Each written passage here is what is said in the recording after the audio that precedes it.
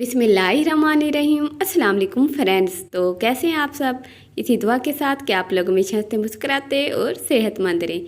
तो आज हम कैरी यानी कि कच्चे आम की चटनी तैयार करने वाले हैं। अल्हम्दुलिल्लाह ये बहुत ही मज़ेदार और खट्टी मीठी तैयार होने वाली है। तो आप इस चटनी को बनाकर स्टोर भी कर सकते हैं और जब चाहे इस्तेमाल कर सकते हैं। तो चलिए देख लेते हैं कि ये तैयार कैसे होती है। तो सबसे पहले तो हमने इसके लिए कच्चे आम लिए, हमने ये बिल्कुल फ्रेश लिए हैं। तो यहाँ पर ये आम बिल्कुल कच्चे होने चाहिए, ये कहीं से भी सॉफ्ट बिल्कुल नहीं होने चाहिए। तो चलिए इनको अच्छे तरीके से हमने वॉश कर लेना है। तो ये देखें यहाँ पर हमने इनको अच्छे तरीके से धो लिया। तो चलिए अब हमने इनका छिलका रिमूव कर लेना है। इसके रिमूव करने के दो तरीके हैं, एक तो आप छुरी की मदद से इस तरीके से रिमूव कर सकते हैं। तो ये देखें अब हमने इसको अच्छे तरीके से रिमूव कर लिया। अब आपने इसको दो हिस्सों में डिवाइड करके इसके सीड्स को रिमूव कर लेना है।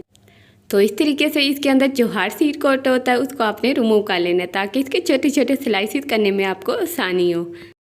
दूसरा तरीका ये है कि आप इसको पीलर की मदद से भी पील ऑफ कर सकते हैं, ये आसान तरीका है। तो चलिए अब हम बाकी रेसिपी की तरफ चलते हैं। आपने एक बाउल लेना है, उसके अंदर हमने ये जो छोटे छोटे स्लाइसेस किए हैं ये हम इसमें ऐड कर देंगे।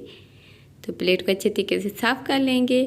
तो अब हम इसमें हाफ कप शुगर ऐड कर देंगे। तो शुगर ऐड करने के बाद हम इसमें हाफ टेबल स्पून सौंफ ऐड कर देंगे। इनका बहुत ही अच्छा टेस्ट और खुशबू आती है, तो आपने ये लाजमी ऐड करने हैं। अब हम इसमें 1/4 टेबल स्पून या थोड़ा सा ब्लैक साल्ट ऐड कर देंगे और साथ ही हम इसमें टेस्ट के मुताबिक रेगुलर साल्ट ऐड कर देंगे। 1/4 टेबल स्पून लाल मिर्च पाउडर इसमें जाएगी और हाफ टेबल स्पून हम इसमें चिली फ्लेक्स ऐड कर देंगे। तो अब हम इसमें 1/4 टेबल स्पून हल्दी ऐड कर देंगे और साथ ही इसमें खुशबू के लिए हम एक दालचीनी का टुकड़ा ऐड कर देंगे, इससे बहुत ही अच्छा फ्लेवर आता है। तो चलिए ये हम इसमें ऐड कर देंगे। तो तमाम चीज़ें ऐड करने के बाद अब हमने इनकी कर लेनी है अच्छे तरीके से मिक्सिंग। तो अच्छे तरीके से इनको मिलाने के बाद आपने इसको 15 से 20 मिनट के लिए रेस्ट के लिए रख देना है।